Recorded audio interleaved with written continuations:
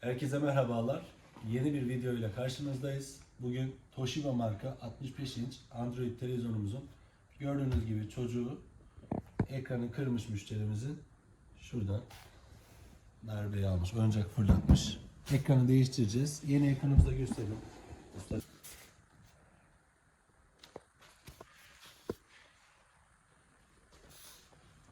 Şimdi montaja geçebiliriz. İşlemimizi arka kapağı sökerek başlıyoruz hemen.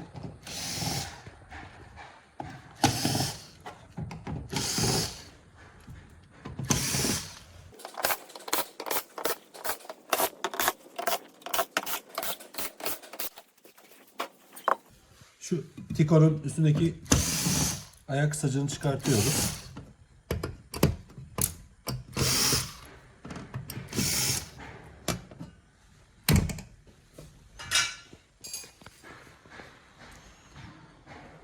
Ekran kartı, panelimiz. Şimdi sökmeye devam edeceğiz. Şimdi bas var bu cihazda. Bunu çıkartacağız çünkü çevirdiğimizde sarkma yapacaktır. Alıcı gözü çıkartacağız vidasından. Panel bantlarını çıkartacağız. Alıcı gözün diğer tarafındakini çıkartacağız.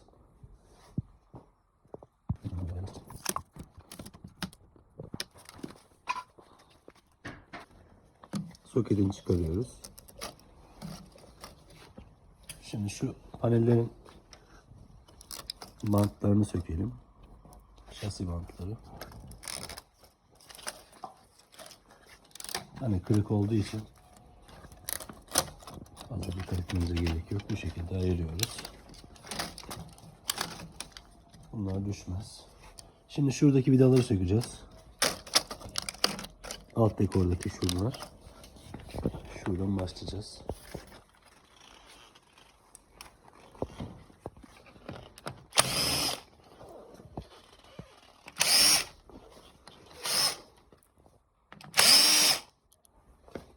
Çerçevenin alt kısmındaki vidaları söktük. Şimdi cihazı ters çevireceğiz ve çerçeveyi çıkartacağız.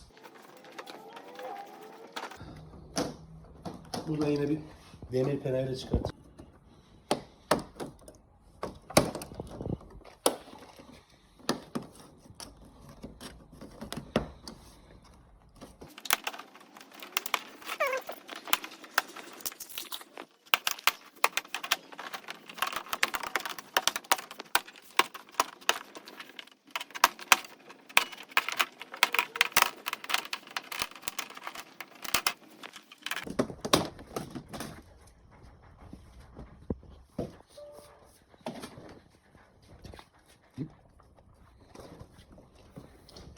Şimdi kırık paneli seri çıkartacağız. Dikkatli bir şekilde. Backlight'i bir kontrol edeceğiz. Toz falan var mı diye.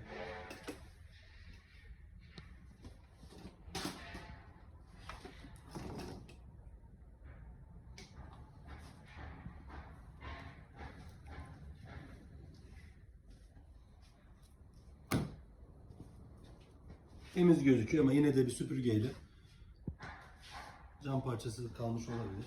Çekeceğiz.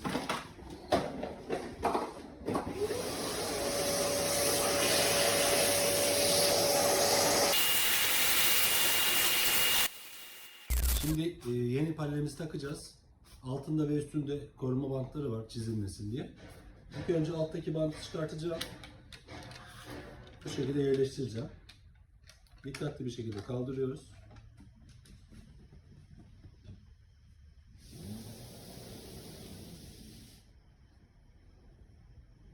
Bu tarafa gelin. Biraz uzaktan git. Şimdi altındaki koruma bandını çıkartacağım. Görüyorsunuz.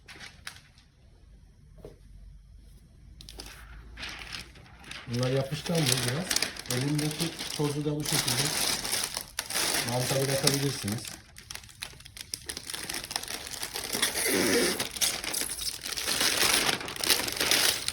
Böyle bir devam.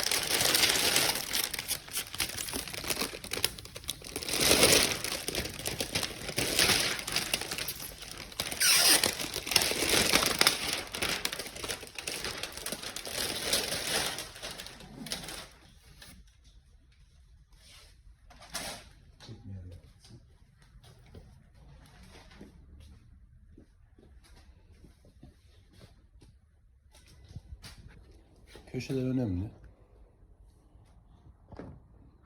Her tarafın yuvaya girdiğinden emin olmamız lazım.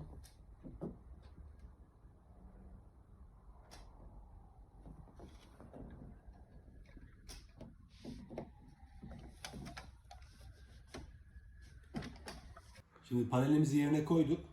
Şu köşe kısımlarının yuvaların içine oturduğundan emin olmamız lazım. Dört köşenin de. Yoksa şuraya da çekebilirsin. Yoksa çerçeve takarken paneli kırabiliriz. Şimdi deneyelim. Panel bağlantılarını alttan yaptık. Açalım cihazı. Evet, görüntü geldi. Çift çıktı. Ekran kartına EEPROM yazılımı atacağız. Bunu topladıktan sonra düzelteceğiz. Şimdi bir kontrol yapalım genel. Çerçeveyi takmadan önce.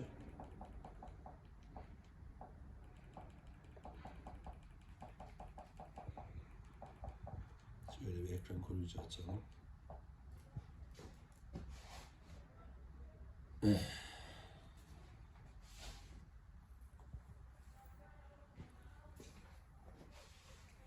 Temiz gözüküyor. Panelin üstündeki koruma bandını, diğer üstteki bandı çıkartıyorum. Çerçevenin altında kalması lazım. Şöyle. Bu şekilde yapacağım. Şimdi fiş çekip çerçeveyi takacağım. Şimdi üst çerçeveyi dikkatli bir şekilde takacağım. Takmadan önce çerçevenin iç kısımlarını elimizle bir kontrol edelim. Kırık plastik parçası kalmış olabilir. Ekrana kırabilir takarken. Temizse eğer takabiliriz. Üst tarafları ayarlıyorum önce.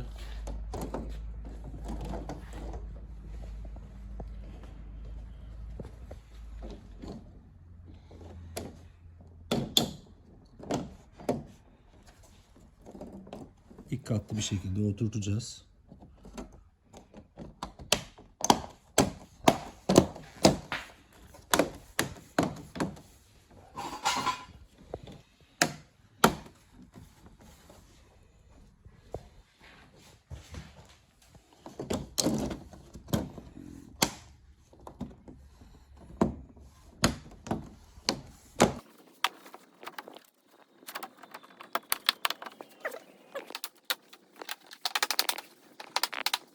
Söktüğümüz vidaları takacağız.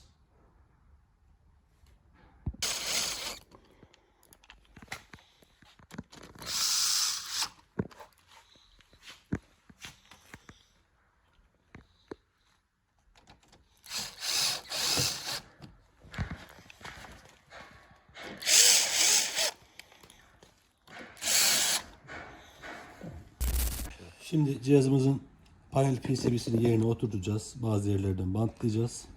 Şu toprakla bantlarını yapacağız. Şöyle şunları yukarıya alalım. İlk önce bunları bantlayalım. Bazı bölgelere bant atmamız lazım.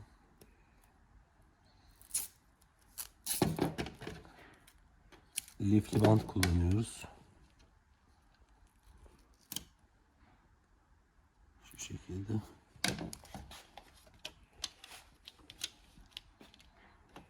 Şuraya da atacağız.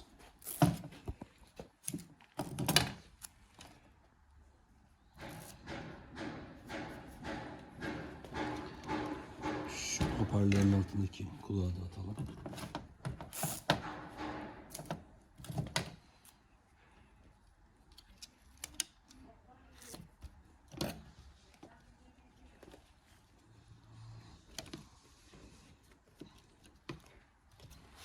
Bu şekilde.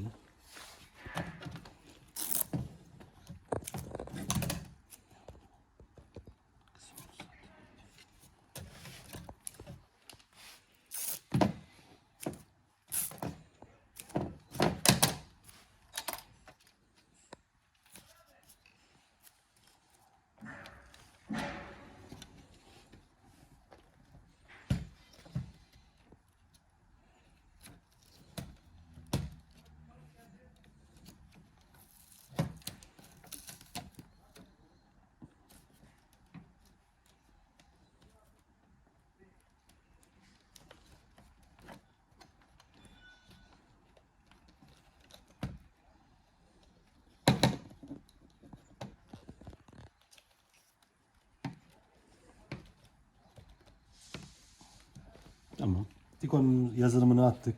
Şuradaki entegre EEPROM'u attık.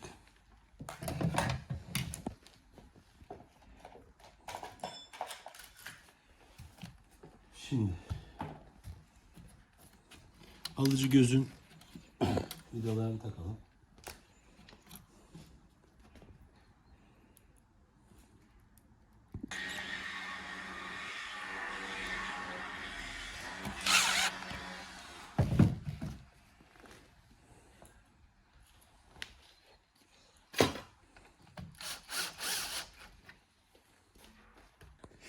Şimdi Ticon'umuza da iki yerden bant atıyoruz.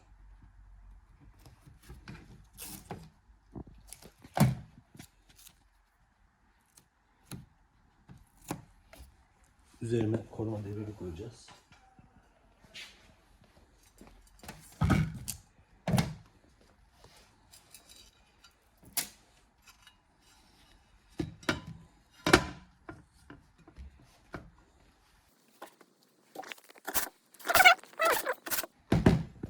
Bas hoparlörünü tekrar yerine takıyoruz.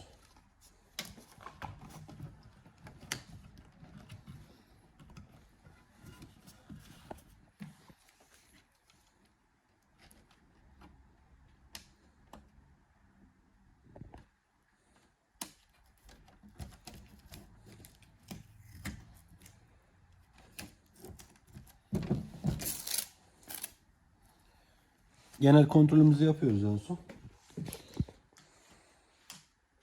Takmadığımız bir şey varsa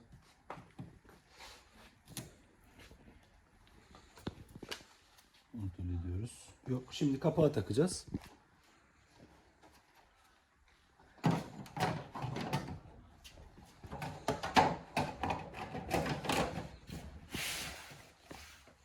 Oturduğundan emin olduktan sonra tabii altlarda vida deliklerine dikkat edelim.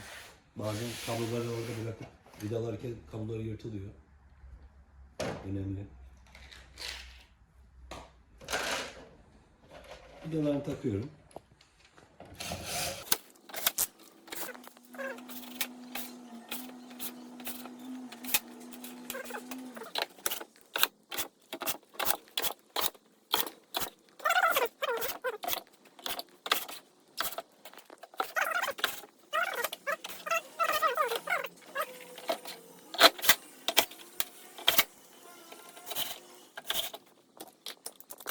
Panel değişimimiz tamamlandı. Şimdi test edeceğiz. Son kontrollerimizi yapacağız.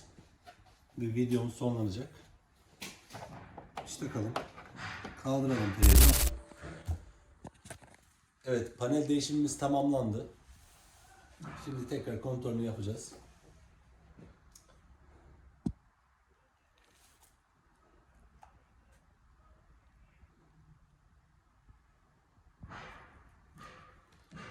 Şimdi şöyle ekran koruyucu alalım. Görüntüyü bir göstereyim size.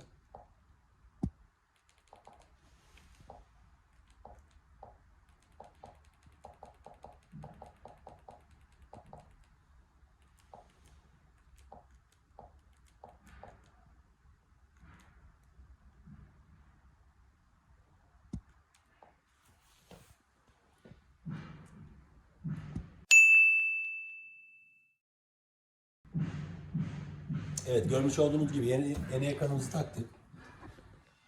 Cihazın paneli ilk günkü gibi oldu.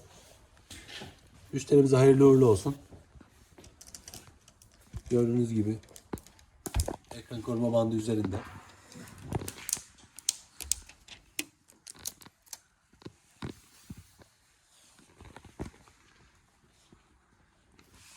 Kanalımıza abone olup videolarımızı beğenirseniz bizi mutlu edersiniz. Abone sayımız çok az. Bir başka videoda görüşmek üzere. Hoşça kalın.